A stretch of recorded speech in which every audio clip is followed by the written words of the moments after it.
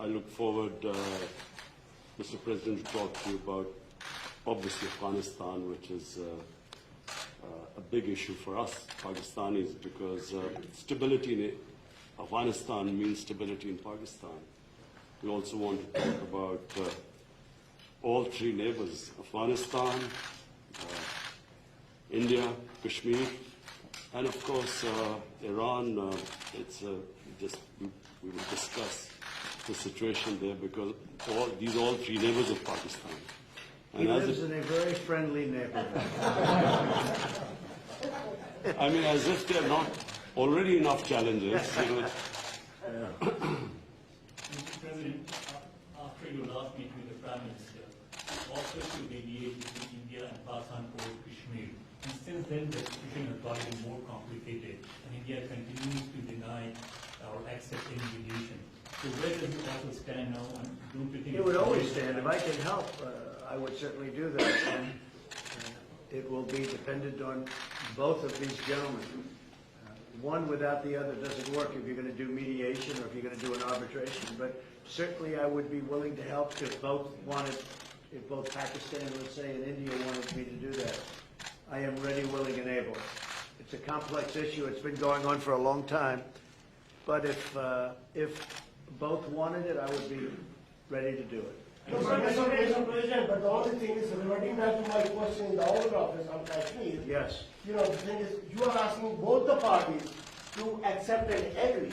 One is aggressor, violator of the UN resolutions, and plus non-compliance, plus merging Kashmir into its own territory. This is the kind of reporter I like. I like this reporter. And how can you... Are you a member of this team or are you? I'm not a member of this team. I'm an independent journalist. You're saying what you think. Let me complete my question, Mr. No, but I have to be requested. How can you make an aggressor and an aggressor okay. meet and the violation of the UN resolutions? Very fair question or statement. Let me put that one down as a statement if you don't mind. But you're right. You have to have you have to have two parties that want to agree, and when they come, and at some point India may come, I have a very good relationship with Prime Minister Modi. I have a very good relationship with Prime Minister Khan. And if at any time they say, we have some points that we think we can maybe iron out, I think I'd be an extremely good arbitrator. I've done it before, believe it or not, and I've never failed as an arbitrator. I've been asked to arbitrate disputes, pretty big ones from friends, and I've done it in a good, successful fashion. If I can be of help, you know that. If I can be of help, let me know. But you'd have to have the assent also from the other side. Mr. President, Johnson has now called for a new deal, for a new Iran deal. This is the first time he's called for that. I wonder what your reaction to it, and have you discussed that with him? Well, I think that's why he's a winner. That's why he's a man that's going to be successful in the UK, and I think that's great. You're talking about Boris, yes, right? Boris is a man who, number one, he's a friend of mine, and number two, he's very smart, very tough. And he does want a new deal because the other deal was ready to expire. It was a very short number of years left. All that money paid and wasted. You didn't have the right to inspect the appropriate sites. You were looking at sites that would never be used to create nuclear. The sites that they would use, we weren't allowed to inspect. What kind of a deal is that? And ballistic missiles. They're allowed to test ballistic missiles and other things. But one of the biggest things is the fact that the agreement is going to expire in a very short number of years. And what kind of a deal is that? We're dealing with countries. You have to go long term. So I respect Boris a lot, and I am not at all surprised that he was the first one to come out and say that. Mr. President, this is the first time. Mr. President, this is the first time. This is the first time. This is the first time. So this is Jazeb Ali from Airline Industry, Pakistan. So this is the first time we get honest leadership like you in America. And in past, I agree with that. This is the first time you've had so in past, in you've past, had a lot of dishonesty, and they've treated Pakistan very badly. so in past, People in my position have treated Pakistan very badly. so in past, I think okay. that I wouldn't say Pakistan has treated us too well either, but maybe there was a reason. And in fact, I think there was a reason for it. So in past, you have said that you don't trust Pakistan. So when we have honest leadership, I and trust Pakistan, but people before me didn't, but they didn't know what they were doing. So it's just one of those little problems in life. You know, you know what I do? I trust this gentleman right here. And I do trust Pakistan. I know I have a lot of Pakistani friends living in New York. They're smart. Great negotiators, by the way, in case you had any questions. They're among the toughest negotiators in the world. So you are bringing peace. And you know what? It's all going to work out. But if I can help, I'd like to help. But I don't think you've ever had a president that felt the way I do, in a positive way, about Pakistan. I don't think you have. I've looked back and I've seen where it was. But I also have a very good relationship with India. I have a good relationship with both. So that if they decide to use that feeling among both, I think we can help out.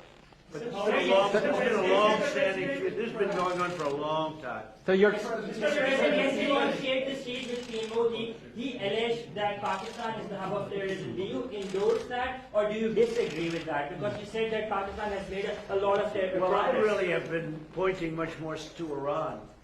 I mean, Iran, if you look at that's been really the state of terror. I've been saying it's the #1 state of terror in the world. And the agreement we had does not cover that. It was not doing well. It was doing very poorly. And now Iran is doing very poorly.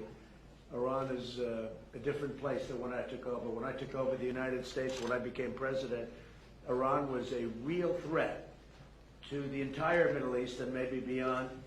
And now they're having very, very big difficulties, to put it mildly. So we'll see.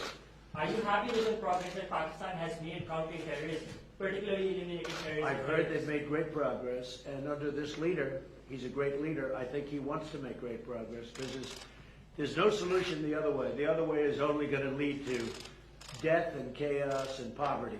It's all it's going to lead to, and he understands it.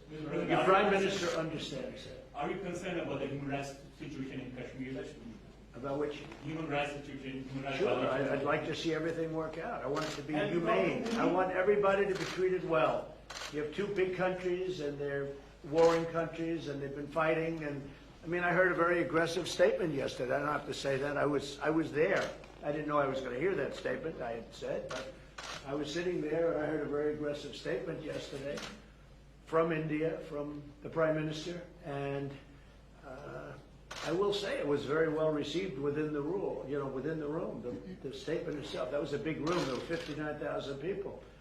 But it was a very aggressive statement, and I hope that they're going to be able to come together, India and Pakistan, and do something that's really smart and good for both. And I'm sure there's always a solution, and I really believe there's a solution to that.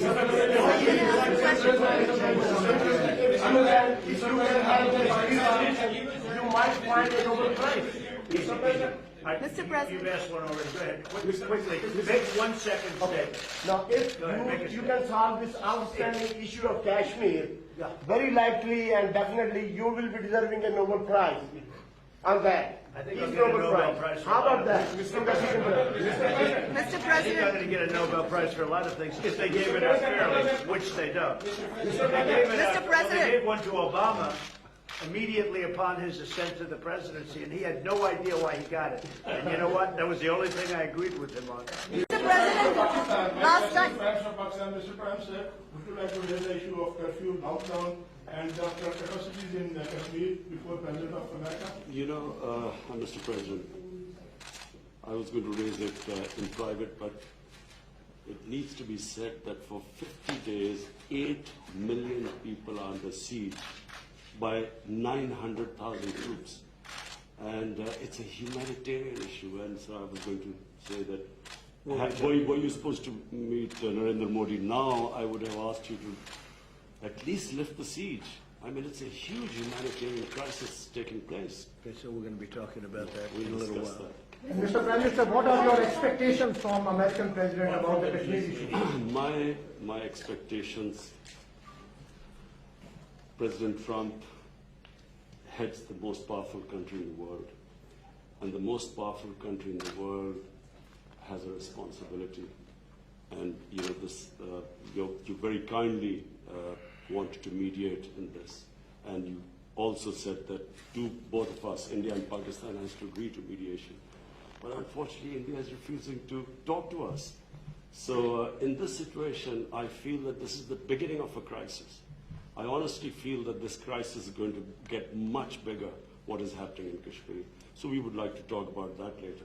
But just the fact that the position of the United States, it's the most powerful country. It can affect the United Nations Security Council.